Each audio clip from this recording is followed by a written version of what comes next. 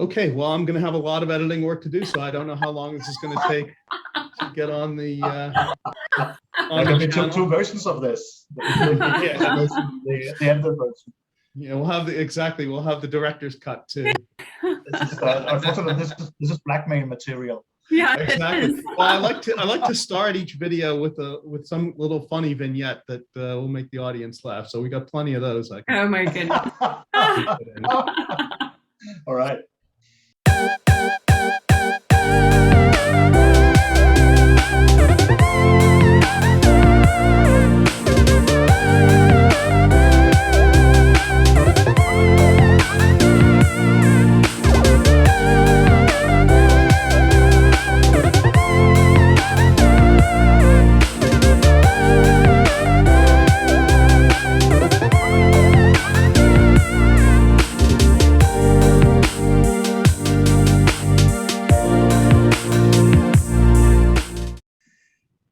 Hello, and welcome to this episode of the Academy of Management Review's Origin Series, where we ask the question, where does theory come from? My name is Rich McAdock. I'm your host for this show. I am also an associate editor of AMR and a professor of management at Purdue University's Krannert School of Management. Today's guests are Nicolai Foss and Libby Weber, who together with Siegwart Lindenberg are co-authors of a forthcoming AMR article called The Role of Cognition and Motivation in Understanding Internal Governance and Hierarchical Failure, a Discriminating Alignment Analysis. Libby and Nicolai, welcome to the AMR Origin Series. Thank you, Rich. Great to be with you. Very good. Well, why don't we start out by having you tell us just briefly, 1 or 2 minutes, give us an overview of what this paper is about.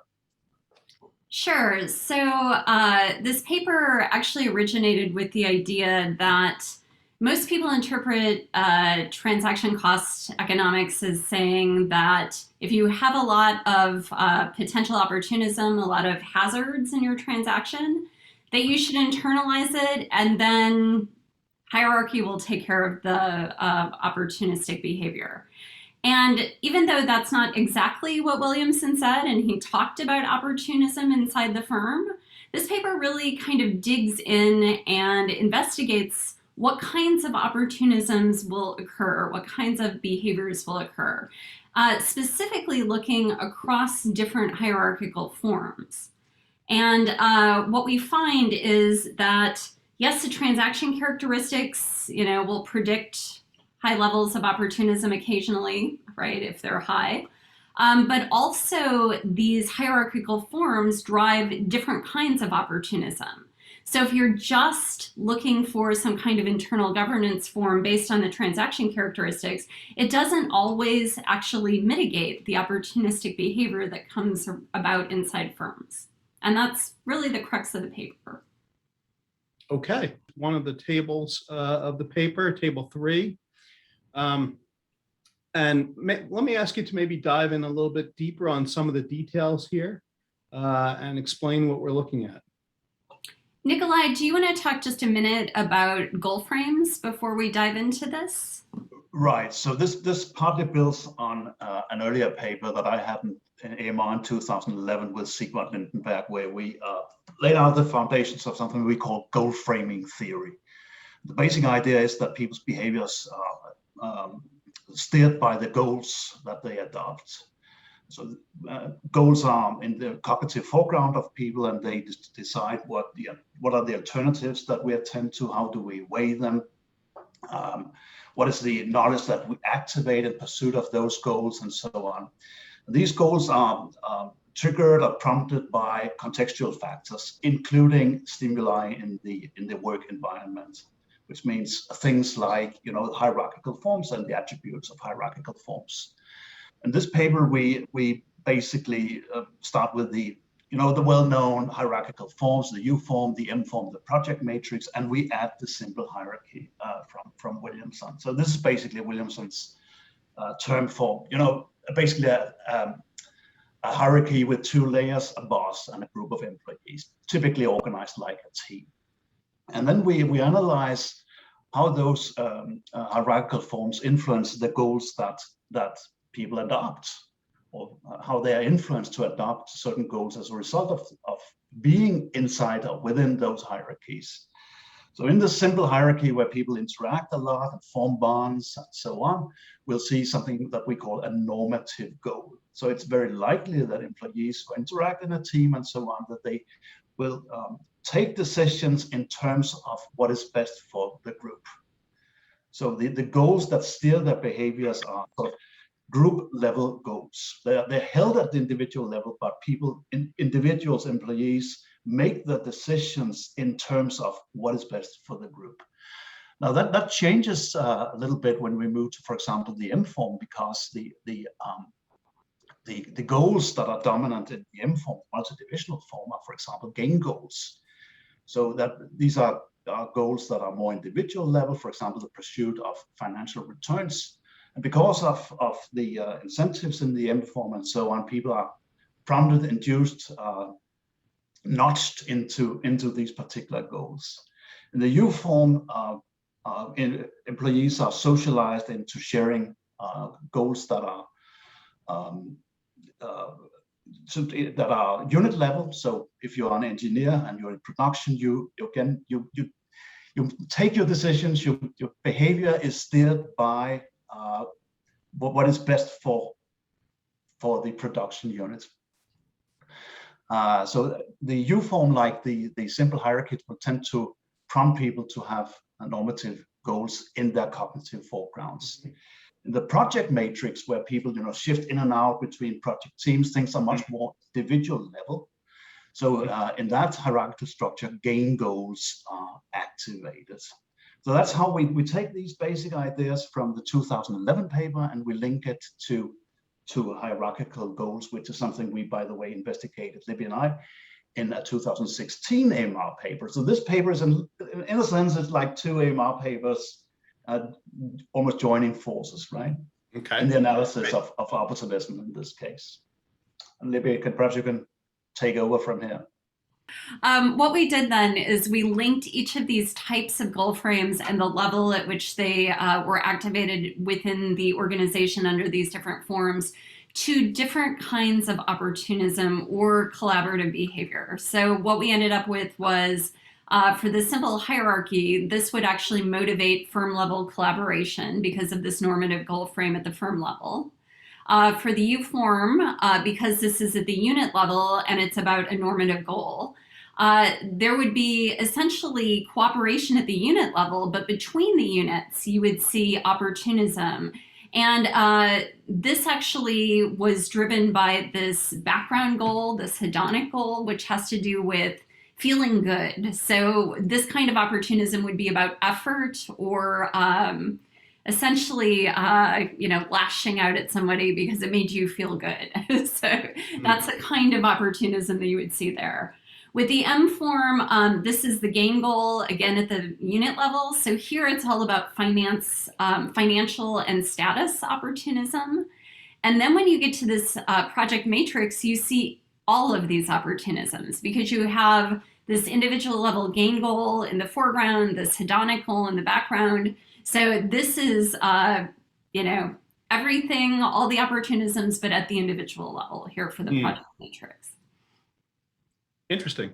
So, okay, so that leads you to these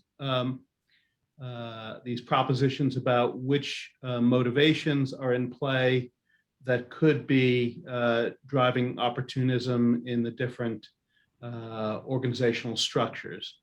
So Libby, tell us what the next table is trying to say. So in this one, this started actually with one of our reviewers telling us that while this was interesting, they wanted us to link to Williamson's internal governance analysis. Okay. Which was new to me. I don't know if it was new to you, Nicolai. It was in chapter 10 of his book, but I had forgotten all about it. Of course, I've read it, and I guess I should have known it, but I've forgotten it. You and the rest of the field, probably. Probably, yes, with one exception. Essentially what he did is he looked at two different characteristics of transactions. So there's separability and specialization. And separability, really, if you were low in separability, it was driving free riding. If you were high in specialization, it was driving holdup. And so he crafted a 2x2. And what he did is created different task organization modes and mapped them so that they would mitigate each of these types of opportunism. Okay. So what we had to do in our paper was then go through and map those types or those project or task organization types onto the 4 different ideal type hierarchical forms. And that was step 1. And then step 2 was going through and figuring out now if you were governing these different kinds of tasks with these characteristics under these hierarchical forms, what kinds of opportunisms would those hierarchical forms be driving? And would then the governance form be enough to actually mitigate that or not? And so that's the basis of this table here. I think we should probably say that we also relied on some of Jackson Nicholson's doctoral work in developing these tables here, and in particular the analysis of the governance mechanisms that can be deployed to deal with mechanisms within these 4 modes. And I think one thing that Jackson didn't deal with in his doctoral thesis was the sort of the residual opportunisms, the opportunism that is still left, even if you deploy the governance mechanisms that, according to Williamson and Jackson, are characteristic of these 4 modes. Okay. The 4 work organization modes, not I should say, not the 4 hierarchical structures, because that is novel to this paper. Right. Okay. Got it. So that tells you, So that tells you what the problem was, and now this next table tells us a little bit about the solution to the problem. Is that right? That is correct. So you can see that on the diagonals, we have the M form actually, handling, although there's not a lot of opportunism being motivated here by the transactions, but handling that, right? And you have the simple hierarchy down in the bottom right corner actually handling the opportunistic behaviors that are arising. But what we don't have is in these off diagonals, we actually have this extra opportunism that's not being addressed. And then we had to predict supplemental governance forms that would actually address them. Okay, that makes sense. Well, thank you very much for taking a little bit of a deeper dive into the paper to explain it to the audience. So who are the target audiences for this paper? Who should read it? Well, I think first and foremost, this is a paper that should appeal to transaction cost economics scholars, obviously, I guess. And that, there really ought to be a lot of those out there, basically. Someone once told me that Oliver Williamson is the most cited economist ever. That means more cited than John Maynard Keynes or Karl Marx, Adam Smith, or what have you, right? Which means that he should have a lot of followers to whom this paper should appeal. And of course, people do research from a transaction cost economics point of view in economics and in political science and in management and so on. And I think it should appeal because this research is really aimed at the foundations of transaction cost economics. We unpack the notion of opportunism. So it's directed towards the behavioral foundations of transaction cost economics. And I think we refine the understanding of one of the 3 governance structures. Of course, it's hierarchy. And the motivation of the whole paper is that, as Libby mentioned, that the current understanding of hierarchy and particular hierarchical failure within transaction cost economics is fairly incomplete.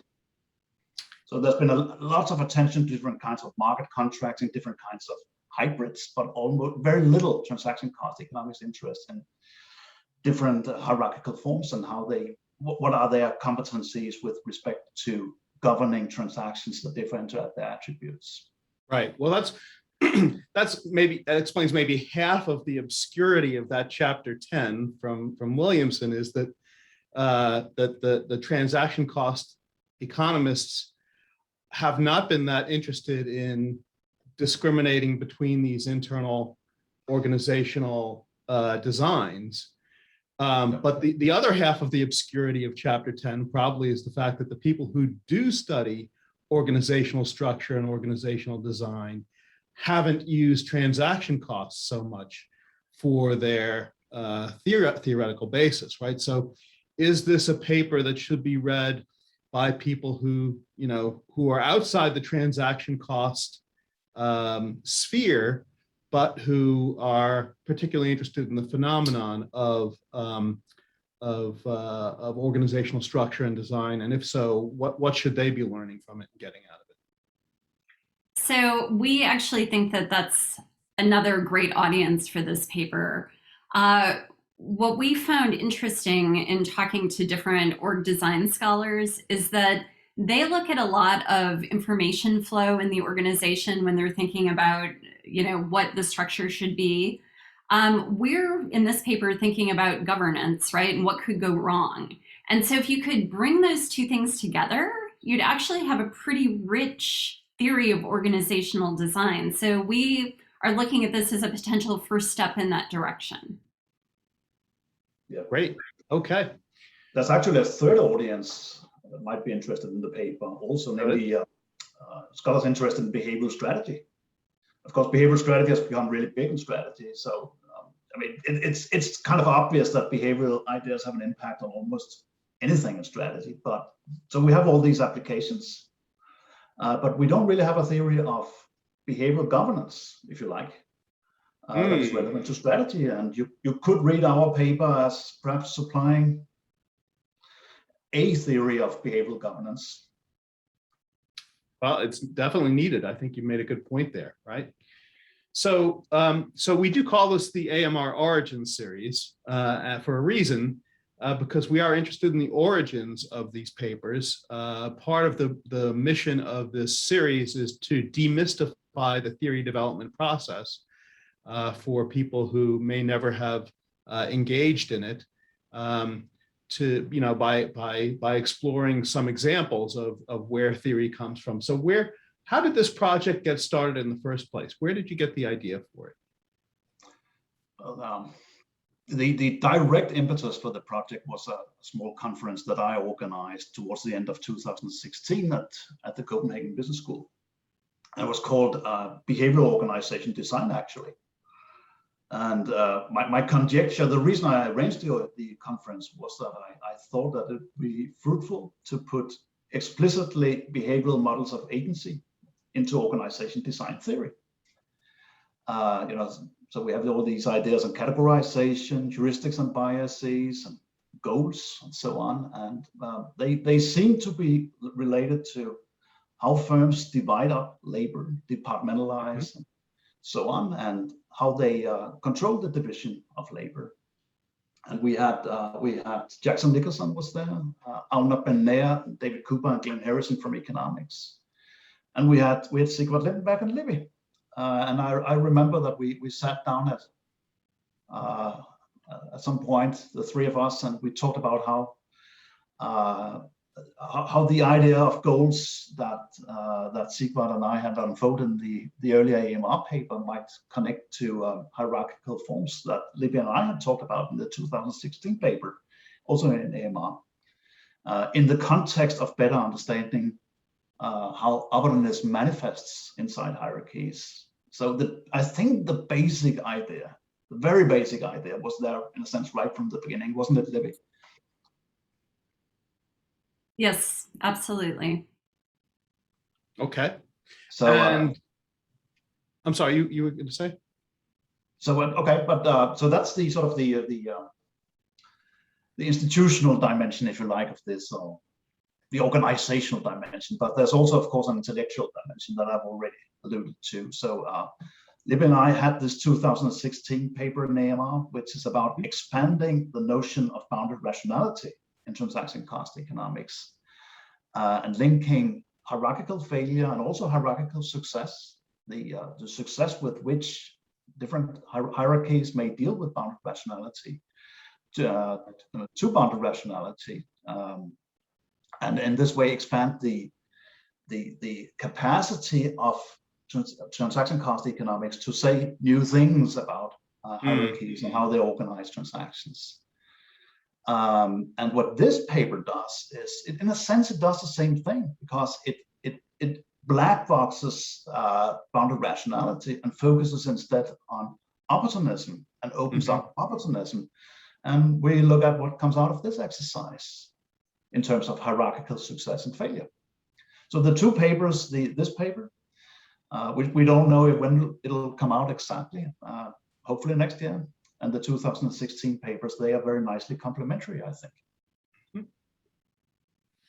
So what made this project interesting enough for you to want to devote your time and effort to it? How did you, I guess you mentioned that initial conversation at the conference, at what point did you, look at it and say, yeah, I really think there's something here, and I'm really excited to work on this, and why? Well, part of it is that Nicolai and I have been talking about this for a while. We think it's time for TCE to have a bit of a renaissance. So it was really influential for a while, but it seems to have fallen out of favor a little bit. And so we think that bringing in these cognition, right, motivation, these sorts of things really will allow the theory to say a lot more. And so that was exciting to us. And we really, sat down and started to pursue it. How did the project develop from that initial conversation to the manuscript that you actually submitted at AMR? What changes took place along the way?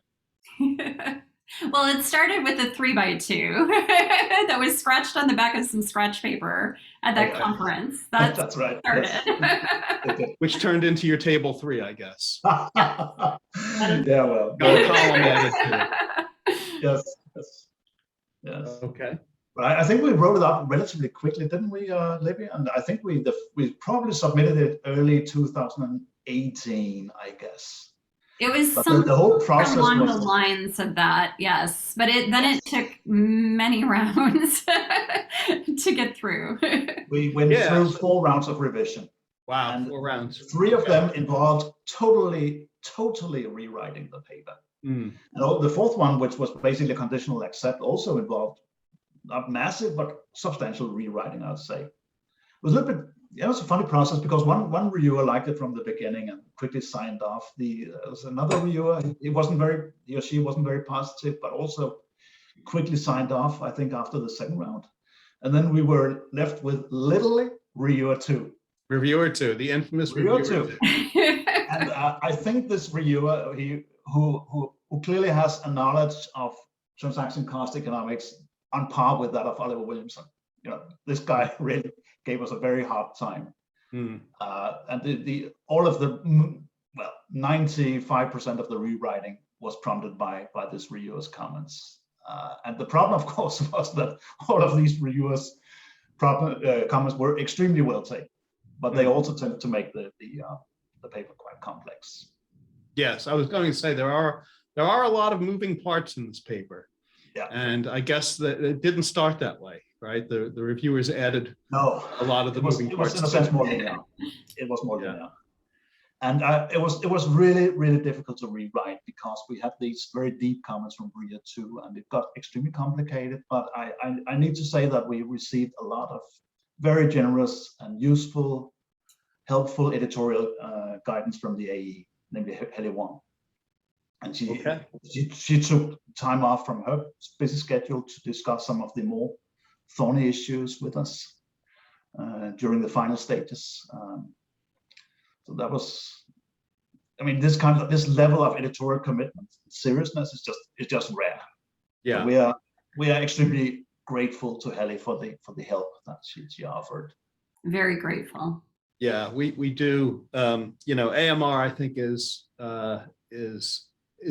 better than most journals in terms of the editor's commitments to following through with authors and providing. I think it's part of the ethos of providing developmental feedback that runs throughout the whole journal. It's part of how reviewers are evaluated. Part of how our editors are evaluated is the level of developmental feedback provided. And obviously, you guys got a lot of developmental feedback, perhaps too much. But Okay. the project did develop as a result. And Yeah. so I was going to ask the question, what were the biggest challenges that you faced on this project? But it sounds like we already covered that. And I was also going to ask, how did the paper change between the first submission and the article that was finally accepted for publication? So I think we probably covered that as well. It changed. We're literally, I'm not sure if to say this, but we've been thinking about whether we could actually submit the first version of the paper to a different journal, or perhaps even resubmit to AMR. It's that different. Really totally different versions of the paper. Cool. Okay. Well, let me ask you about the potential impact of this paper. What impact do you hope that this paper will have? And I guess I'll break that down into 5 parts. Because I think any AMR paper potentially could have an impact on future theory, but it could also have an impact on future empirical research, future practice, future pedagogy, and perhaps even future policy. So maybe take any of those that you want to go with and tell us what impact do you think, or do you hope, I guess I should say, this paper will have in any of those areas? Yeah, I think there's one more point that could be made. Namely, there may also be a methodological impact here. Yes. Okay. Good. So, future methods. You're right. Not methods, but per se, but really methodological in the sense. Let me try to illustrate what I mean. This paper could be understood as a demonstration that the so-called micro foundations program is actually productive. It works, right? Because what are we doing in this paper? Well, we're building new theory, and this new theory emerges from tweaking the micro foundations or perhaps doing more than tweaking, actually, adding to, in quite fundamental ways, the micro foundations of transaction cost economics, right? So in that sense, micro foundations is productive and generative. So I think I'm going to build on something we've already spoken about, and that's theory of different audiences that we think would relate to this paper. So the first one is thinking about the org design, right? There's I think a really interesting opportunity to develop, sort of theory in that area that's bringing together this governance and this knowledge processing. And so I think that that's a cool opportunity for scholars out there as a result of this paper. Another one actually is thinking about top management teams and OB researchers, right? Because this is actually looking at motivations of employees and thinking about how leaders can, look at what their strategy is that they're trying to implement and what might go wrong under these different governance structures.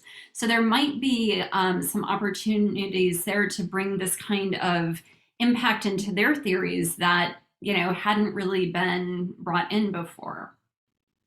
And then the last thing actually that we talked about is that behavioral governance. So, this could be a whole program of this kind of research that's really bringing in motivations and cognitions and other psychological influences on governance. Right. And naturally, you do have a set of propositions running through the paper that presumably could be taken to some data. Maybe you could talk a little bit about what kind of empirical setting might be needed to test your ideas. What do you think? Uh-oh, I stumped Nicolai.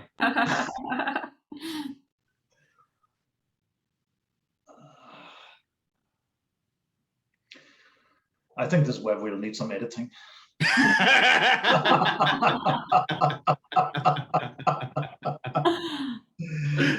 Okay, fair enough. Okay, but of course, in principle, these are all the propositions aren't potentially falsifiable, but making the propositions actually falsifiable, that's a long way to go there. I mean, of course, there are scales that we can use in the counterproductive work behavior literature to get a grip on these different kinds of opportunism that we're talking about. And in principle, we can get the data on hierarchical forms, and it's doable. But this something I would love to do something in the empirical dimension based on this paper, but we'll have to think a lot about this. Yes. Right? Yes. But I'm not saying it would. Perhaps it's something, if in terms of methods, vignette experiments is probably what comes to mind as a way of doing something serious empirically about this, on this. Okay. I think but it's hard to. Oh, go ahead.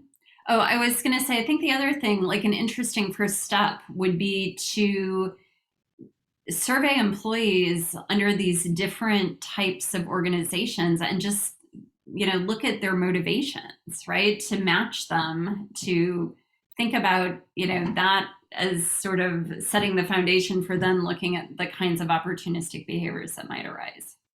Yeah. The problem, though, is we're talking about things at the organization level, at the unit level, at the employee level. So, right. Just right. In principle, we would have to sample data on 3 levels, and it'll get complicated. Yes. It would be. It could be a heavy lift there. Yeah. Yes. And it would have to be across organizations, right? Because we have different organizational forms, so it's complex. Yeah. How about in terms of practice? What impact or implications does this paper have for practice? Well, one of the interesting things is a lot of the leadership research, talks about, motivating your employees and that sort of thing, but doesn't really think about the organization's impact on it. There's not a lot of that kind of information out there in sort of exec ed or, management friendly articles. And so I think that this is an interesting dimension to bring into leadership research in practice. It's bringing together governance and leadership research in a sense, potentially. And not just because leaders can then make choices related to hierarchical structure, but also because leaders have the capacity to influence those goals that we are to steer employee behaviors to a large extent. Okay, that makes sense. I was also wondering, as I read the paper, if it could be connected to anything having to do with competition or competitive advantage. Yeah. Did I stump him again? Well, being in the right quadrants in the table 4A is, of course, that means that you create more value than if you are in one of the other quadrants, of course. So it does speak to issues of value creation, like TCE in general. But this theory per se is not a theory of competitive heterogeneity. Right.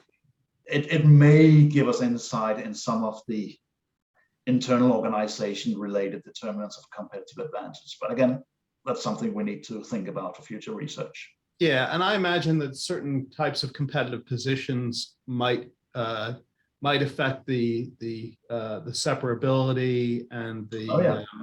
That's a good point.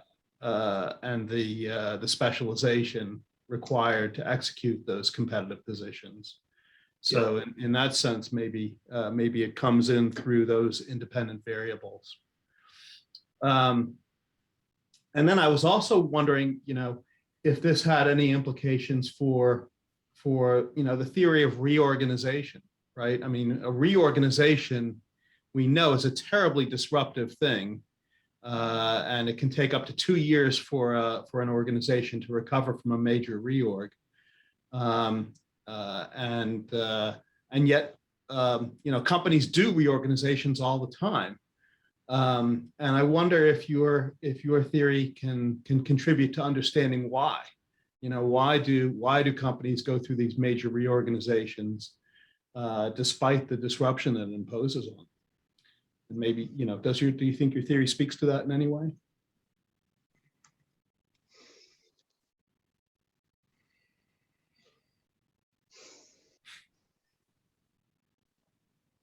or that would be the dynamic version. That might be version 2.0.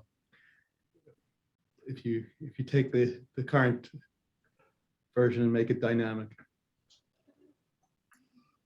We did talk about how you're essentially bringing a bunch of different kinds of transactions underneath these hierarchical forms, right? And that shifts potentially over time that could contribute to the reorganization.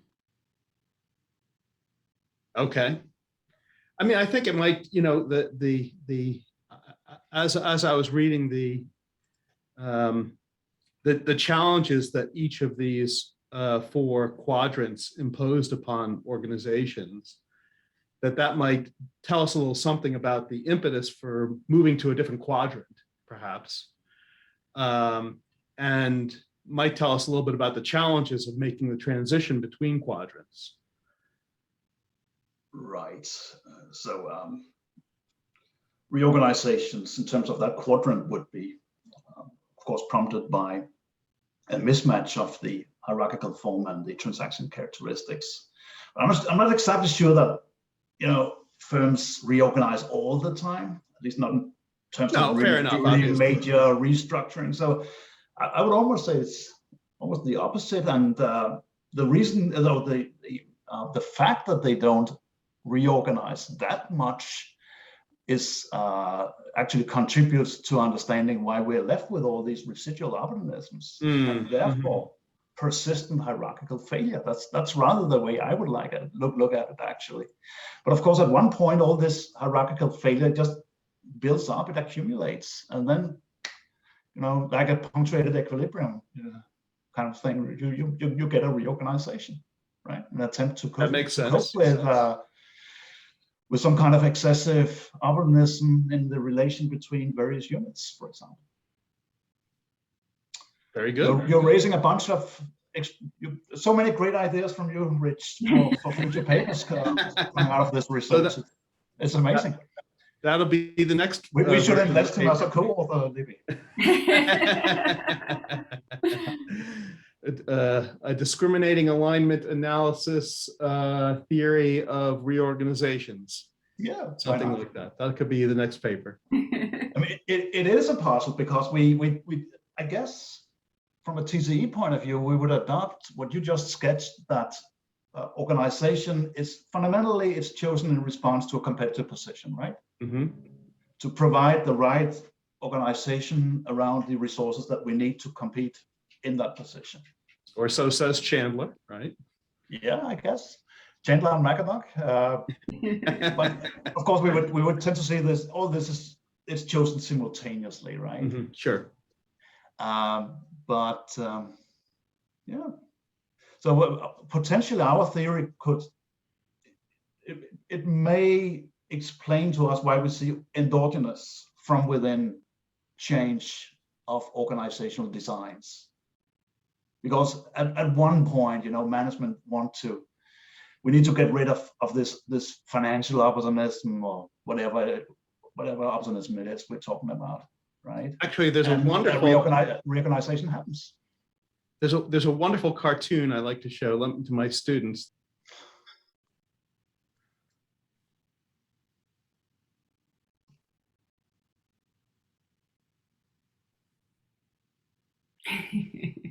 Give you a moment to read it.